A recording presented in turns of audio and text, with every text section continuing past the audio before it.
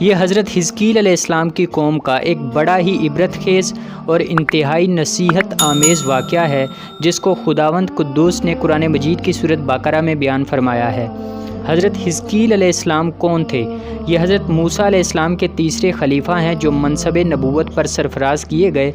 حضرت موسیٰ علیہ السلام کی وفات اقدس کے بعد آپ کے خلیفہ اول حضرت یوشع بن نون علیہ السلام ہوئے جن کو اللہ تعالیٰ نے نبوت عطا فرمائی۔ ان کے بعد حضرت کالب بن یوحنا علیہ السلام حضرت موسیٰ علیہ السلام کی خلافت سے سرفراز ہو کر مرتبہ نبوت پر فائز ہوئے۔ پھر ان کے بعد حضرت حزقیل علیہ السلام حضرت موسیٰ علیہ السلام کے جانشین اور نبی ہوئے۔ حضرت حزقیل علیہ السلام کا لقب ابن العجوز یعنی بڑھیا کے بیٹے ہے اور آپ ذوالکفل بھی کہلاتے ہیں۔ ابن العجوز کہلانے کی وجہ یہ ہے کہ یہ اس وقت پیدا ہوئے تھے جب کہ ان کی والدہ ماجدہ بہت بڑی ہو چکی تھی، اور آپ کا لقب ذوالکفل اس لیے ہوا ہے کہ آپ نے اپنی کفالت میں لے کر 70 انبیاء کرام کو قتل سے بچا لیا تھا جن کے قتل پر یہودی قوم آمادہ ہو گئی تھی۔ پھر یہ خود بھی خدا کے فضل و کرم سے یہودیوں کی تلوار سے بچ گئے اور برسوں زندہ رہ کر اپنی قوم کو ہدایت فرماتے رہے۔ اس کا واقعہ یہ ہے کہ بنی اسرائیل کی ایک جماعت جو حضرت حزقیل علیہ السلام کے شہر میں رہتی تھی، شہر میں طاعون کی وبا پھیل جانے سے ان لوگوں پر موت کا خوف سوار ہو گیا اور یہ لوگ موت کے ڈر سے سب کے سب شہر چھوڑ کر ایک جنگل میں بھاگ گئے اور وہیں رہنے لگے۔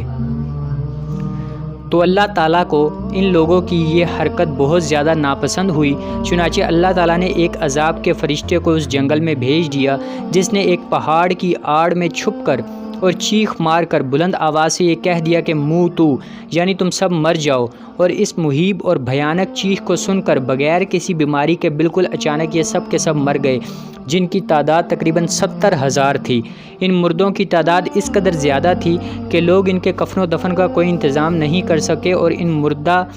ان مردوں کی لاشیں کھلے میدان میں بے گور و کفن 8 دن تک پڑی رہی اور گلنے سڑنے لگیں، اور بے انتہا تعفن اور بدبو سے پورے جنگل بلکہ اس کے اطراف میں بدبو پیدا ہو گئی۔ کچھ لوگوں نے ان کی لاشوں پر رحم کھا کر چاروں طرف سے دیوار اٹھا دی تاکہ یہ لاشیں درندوں سے محفوظ رہیں۔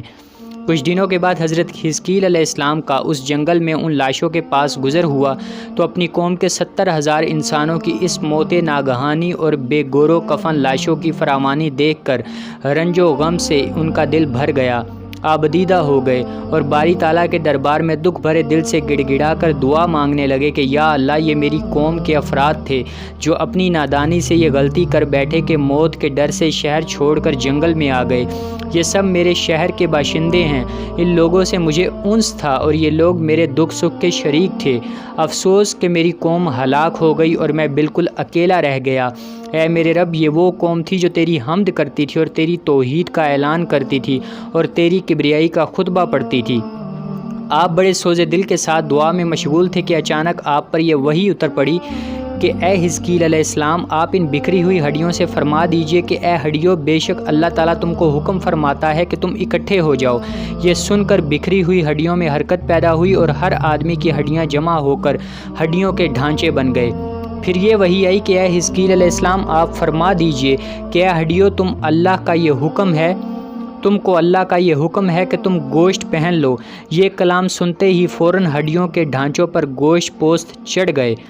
پھر تیسری بار یہ وحی نازل ہوئی کہ اے حزقیل، اب یہ کہہ دو کہ اے مردو، خدا کے حکم سے تم سب اٹھ کر کھڑے ہو جاؤ۔ چنانچہ آپ نے یہ فرما دیا تو آپ کی زبان سے یہ جملے نکلتے ہی 70,000 لاشیں دم زدن میں ناگہاں یہ پڑھتے ہوئے کھڑی ہو گئی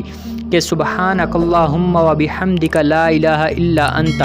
پھر یہ سب لوگ جنگل سے روانہ ہو کر اپنے شہر میں آ کر دوبارہ آباد ہو گئے اور اپنی عمروں کی مدت بھر زندہ رہے، لیکن ان لوگوں پر اس موت کا اتنا نشان باقی رہ گیا کہ ان کی اولاد کے جسموں سے سڑی ہوئی لاش کی بدبو برابر آتی رہی، اور یہ لوگ جو کپڑا بھی پہنتے تھے وہ کفن کی صورت میں ہو جاتا تھا، اور قبر میں جس طرح کفن میلا ہو جاتا تھا ایسا ہی میلا پن ان کے کپڑوں پر نمودار ہو جاتا تھا۔ چنانچہ یہ اثرات آج تک ان یہودیوں میں پائے جاتے ہیں جو ان لوگوں کی نسل سے باقی رہ گئے ہیں۔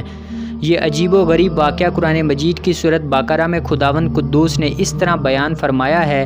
کہ الم تر الی الذین خرجوا من دیارہم وهم الوف حذر الموت فقال لهم اللہ موتوا ثم احیاہم ان اللہ لذو فضل علی الناس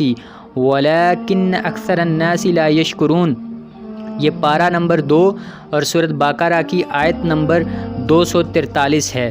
بنی اسرائیل کے اس محیر العقول واقعے سے مندرجہ ذیل ہدایات ملتی ہیں۔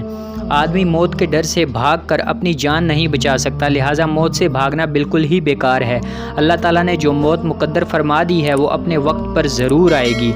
نہ ایک سیکنڈ اپنے وقت سے پہلے آ سکتی ہے نہ ایک سیکنڈ بعد آئے گی۔ لہٰذا بندوں کو لازم ہے کہ رضا الہی پر راضی رہ کر صابر و شاکر رہیں، اور خواہ کتنی ہی وبا پھیلے یا گھمسان کا رن پڑے، اطمینان و سکون کا دامن اپنے ہاتھ سے نہ چھوڑیں، اور یہ یقین رکھیں کہ جب تک میری موت نہیں آتی مجھے کوئی نہیں مار سکتا اور نہ ہی میں مر سکتا ہوں، اور جب میری موت آ جائے گی تو میں کچھ بھی کروں، کہیں بھی چلا جاؤں، بھاگ جاؤں یا ڈٹ کر کھڑا رہوں، میں کسی حال میں بچ نہیں سکتا۔ اس آیت میں خاص طور پر مجاہدین کو ہدایت کی گئی ہے کہ جہاد سے گریز کرنا یا میدان جنگ چھوڑ کر بھاگ جانا ہرگز موت کو دفع نہیں کرتا۔ لہٰذا مجاہدین کو میدان جنگ میں دل مضبوط کر کے ڈٹے رہنا چاہیے، اور یہ یقین رکھنا چاہیے کہ میں موت کے وقت سے پہلے نہیں مر سکتا، نہ کوئی مجھے مار سکتا ہے۔ یہ عقیدہ رکھنے والا اس قدر بہادر اور شیر دل ہو جاتا ہے کہ خوف اور بزدلی کبھی اس کے قریب نہیں آتی، اور اس کے پائے استقلال میں کبھی بال برابر بھی کوئی لغزش نہیں آ سکتی۔